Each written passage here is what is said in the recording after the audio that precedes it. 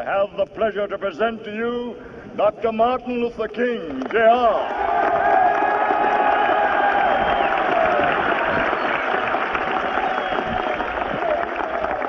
I am happy to join with you today in what will go down in history as the greatest demonstration for freedom in the history of our nation.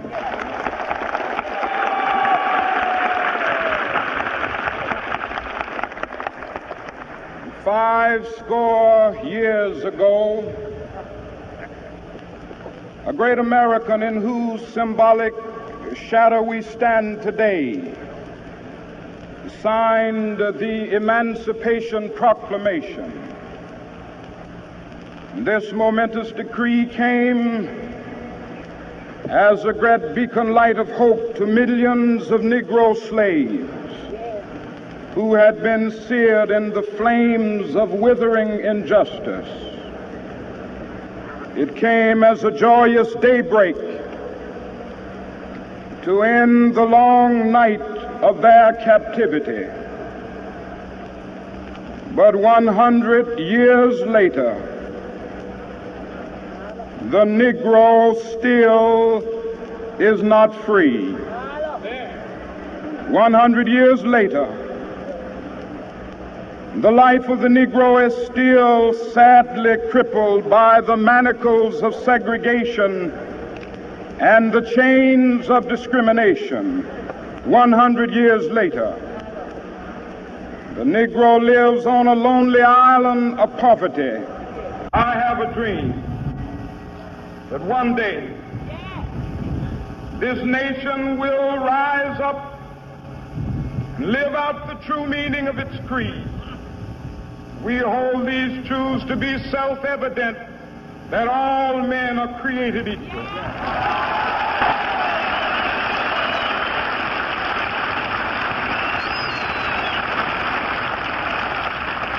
I have a dream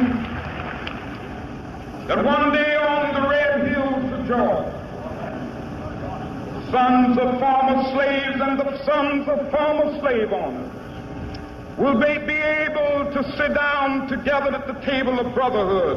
I have a dream that one day,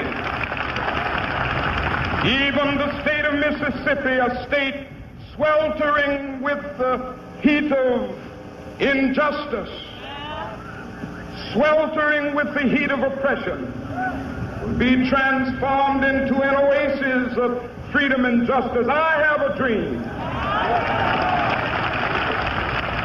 My four little children will one day live in a nation where they will not be judged by the color of their skin, but by the content of their character. I have a dream today.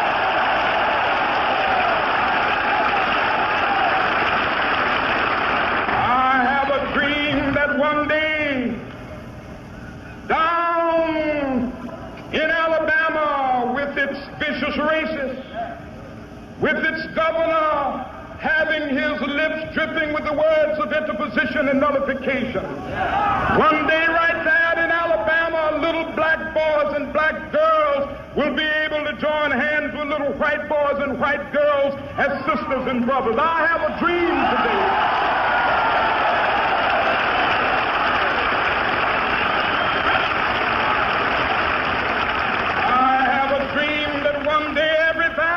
Shall be exalted. And every hill and mountain shall be made low, the rough places will be made plain, and the crooked places will be made straight, and the glory of the Lord shall be revealed, and all flesh shall see it together. This is our hope.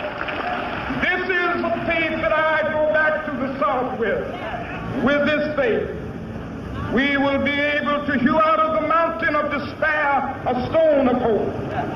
With this faith, we will be able to transform the jangling discords of our nation into a beautiful symphony of brotherhood.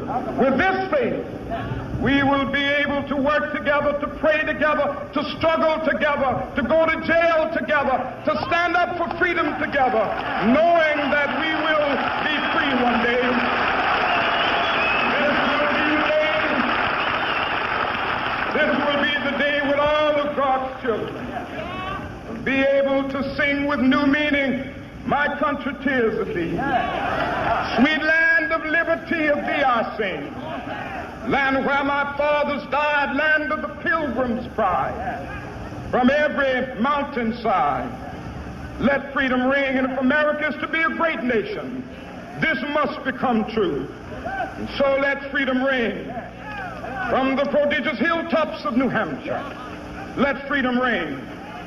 From the mighty mountains of New York, let freedom ring. From the heightening Alleghanies of Pennsylvania, let freedom ring. From the snow-capped Rockies of Colorado, let freedom ring. From the curvaceous slopes of California. But not only that, let freedom ring from Stone Mountain of Georgia. Let freedom ring from Lookout Mountain of Tennessee. Let freedom ring from every hill and molehill of Mississippi, from every mountainside. Let freedom ring, and when it happens, when we allow freedom ring, when we let it ring from every village and every hamlet, from every state and every city, we will be able to speed up that day when all of God's children, black men and white men, Jews and Gentiles, Protestants and Catholics, will be able to join hands and sing in the words of the old Negro spiritual, free at last.